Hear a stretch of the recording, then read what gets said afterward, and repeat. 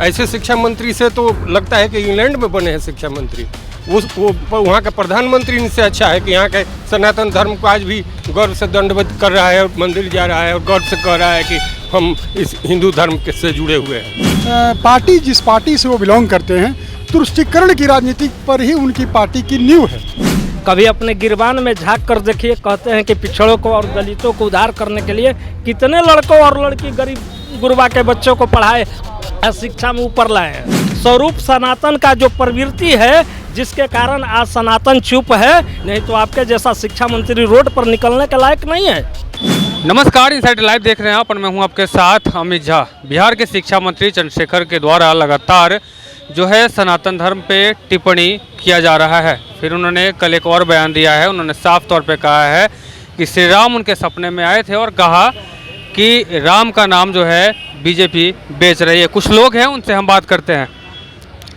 शिक्षा मंत्री कह रहे हैं कि श्री राम उनके सपने में आए थे और कह रहे थे कि उनका नाम जो है बीजेपी बेचने का काम कर रही है। वो सपने की बात छोड़े, पहले रामायण निकाल कर पढ़ ले, पता चलेगा कि सनातन धर्म क्या है, राम क्या है, कैसे काम करना पड़ता है। सपने की बात वो छोड़े, अभी भी वो सपना देख रहे हैं। इसलिए हम नहीं, पूरा लोग कह रहा है कि कैसा शिक्षा मंत्री बना दिया। कैसे शिक्षा मंत्री हो सकते हैं कि रामायण को अभी तक नहीं जान पाए, अपने सनातन धर्म को अभी तक नहीं जान पाए। ऐसे शिक्षा मंत्री से तो लगता है कि इंग्लैंड में बने हैं शिक्षा मंत्री। वो वहाँ का प्रधानमंत्री इनसे अच्छा है कि यहाँ के सनातन धर्म को आज भी गौरव से दंडवत कर रहा है और मंदिर जा रहा है और गौरव से कह रहा है कि हम इस हिंदू धर्म से जुड़े हुए हैं। ऐसे शिक्षा मंत्री को अपना पद से इस्तीफा दे देना चाहिए। बिहार कई धर्मों का जन्मदाता रहा है और यहाँ का सनातन बहुत पहले से, यहाँ का गणतंत्र बहुत पहले से है। ऐसे शिक्षा मंत्री से क्या फ़ायदा है जो अपने गणतंत्र को नहीं पढ़े, अपने राम को नहीं पढ़े, अपने यहाँ नेपाल में वहाँ गणतंत्र की जो नींव जमी है उसको नहीं देखे। क्या फ़ायदा है ऐसे शिक्षा मंत्री रखने जिसको कोई शिक्षा का ज्ञान नहीं है, हमारे सनातन का ज्ञान नहीं है। इससे पहले जगदानंद भी कह रहे थे कि जो चंदन टीका लगाते हैं अपना राजनीति कर रहे हैं, उससे कोई फायदा।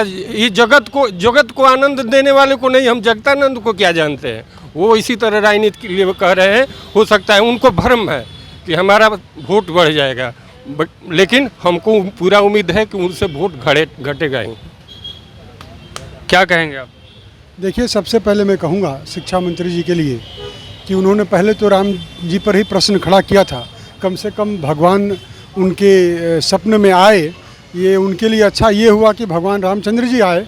वो भक्त वत्सल हैं और दया निधान हैं। अगर लक्ष्मण जी और हनुमान जी आते तो शायद वो सपना देखना भी भूल जाते। और शिक्षा मंत्री जी बहुत कुछ नहीं कर रहे हैं, बस उनका पार्टी जिस पार्टी से वो बिलोंग करते हैं, तुष्टीकरण की राजनीति पर ही उनकी पार्टी की नींव है। और एक धर्म विशेष के लोगों को खुश करने के लिए और एक दुनिया का सबसे पुराना सनातन धर्म पर उंगली उठाना, ये वोट के लिए अच्छी बात नहीं है। और जनता इस चीज़ को समझती है और जनता की प्रतिक्रिया भी आ रही है बहुत सारे गाँव में भी, जो उन्होंने तुलसीदास जी पे कहा, या जगता बाबू जो हैं उनसे मैं कहना चाहता हूँ कि वो चूँकि मेरे ही ज़िले बक्सर के रहने वाले हैं, उनके बाप दादा भी भगवान राम को पूजते आए हैं और वो सिर्फ वो भी पूजते हैं, बंद कमरे में वो भी आराधना करते हैं भगवान राम की। लेकिन इसलिए वो बोलते हैं कि उनके जो आका हैं, जहाँ से वोट बैंक की राजनीति है, वो जिस पार्टी में है उस पार्टी का वोट बैंक का मुख्य आधार इस्लाम है। इस्लामिक वोट के लिए वो तुष्टीकरण करते हैं और इसलिए अनाप शनाप बोलते हैं। इससे कोई अंतर आने वाला, हर हिंदू जग गया है, हर भारतीय जग गए हैं। और भारत और ख़ासकर बिहार के जनता जो है वो नरेंद्र भाई मोदी के नेतृत्व में आस्था रखती है और भारत को परम वैभव पर ले जाने के लिए वो इन सबको जवाब दे देगी आने वाले इलेक्शन में, और इनको फिर सपने आने लगेंगे नरेंद्र भाई मोदी। आप क्या कहेंगे जिस प्रकार से बिहार के शिक्षा मंत्री चंद्रशेखर कहते हैं कि उनके राम जी उनके सपने में आए तो कह रहे थे कि हमारा नाम जो है बेचा जा रहा है? पहले तो शिक्षा मंत्री के जोग ही नहीं है। और ये जितने बातें बोल रहे हैं ये लोग, ये सिर्फ वोट लेने के लिए बोल रहे हैं। 15 वर्ष तक आप कहते हैं कि हम पिछड़ा समाज को उद्धार करने के लिए आए थे। 15 वर्षों तक शासन चला आरजेडी का, कितना पिछड़े वर्गों का उद्धार हुआ? और आप आज शिक्षा मंत्री हैं, राम को गाली देते हैं, रामचरितमानस को गाली देते हैं। कभी अपने गिरबान में झांक कर देखिए, कहते हैं कि पिछड़ों को और दलितों को उद्धार करने के लिए कितने लड़कों और लड़की गरीब गुरबा के बच्चों को पढ़ाए, शिक्षा में ऊपर लाए हैं। पहले ये तो देखिए ना। और सनातन पर, ये सनातन की कमजोरी नहीं, शक्ति स्वरूप सनातन का जो प्रवृत्ति है, जिसके कारण आज सनातन चुप है। नहीं तो आपके जैसा शिक्षा मंत्री रोड पर निकलने के लायक नहीं है। जो हजारों बरस से एक मर्यादा स्थापित किए, जिसे मर्यादा पुरुषोत्तम राम कहा गया, और उसको गाली देते हैं। और सनातन धर्मी लोग अगर चुप हैं तो कमजोरी उनको मत समझिए। आप रोड पर नहीं निकल पाइएगा। कोई कृष्ण को गाली देता है, कोई राम को गाली देता है, कोई शिव को गाली देता है, हमारी चुप्पी रहने के कारण, क्योंकि हम सहन शक्ति है हमारे पास। सनातन ही एक ऐसी है कि हमको लोग गाली भी देते हैं फिर भी हम चुप रहते हैं। हम जातीय व्यवस्था को गलत नहीं मानते हैं। कर्म के आधार पर जो जातीय व्यवस्था बनी है, जब सनातन में किसी भी जाति की शादी होती है, उस शादी में आप देखिएगा कुम्हार के घर से मिट्टी का बर्तन आता है, बारी लोग पत्तल बनाते हैं, जिस पत्तल में हम खाते थे, आज उसका स्वरूप बदल गया है।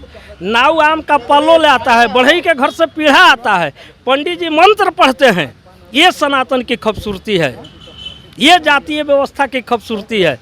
मगर आप जो गंदा राजनीति कर रहे हैं, इससे आपको दलित और पिछड़ा समझ रहा है आपके राजनीति को, कि राम को गाली देकर कोई नहीं। जिस राम ने गला लगाया, माता सबरी का जूठा बैर तक खाए हैं, उस राम को अपमान कीजिएगा और सनातन बर्दाश्त करेगा, और पिछड़ा और दलित बर्दाश्त करेगा, आदिवासी बर्दाश्त करेगा। मगर उस अभी तक जगह नहीं है। ज़्यादा उसके मुंह में उंगली मत कीजिए शिक्षा मंत्री जी, नहीं तो रोड पर चलना मुश्किल हो जाएगा। तो आपने सुना कि जिस प्रकार से शिक्षा मंत्री का बयान है, उस पर कहीं ना कहीं जो बीजेपी का कार्यकर्ता है या फिर जो जनता है बिहार की, कुछ लोग भी ऐसे हैं जो उनके जो इस बयान को लेकर काफ़ी जो है आक्रोशित हैं। उनका साफ तौर पे कहना है कि जिस प्रकार से शिक्षा मंत्री हैं, उन्हें अपने कार्यों पे ध्यान देना चाहिए। ये तुष्टीकरण की राजनीति उन्हें एकदम नहीं करनी चाहिए। फिलहाल इस खबर में इतना ही। हमारे साथ बने रहो, देखते हैं सैटेलाइट लाइव। नमस्कार।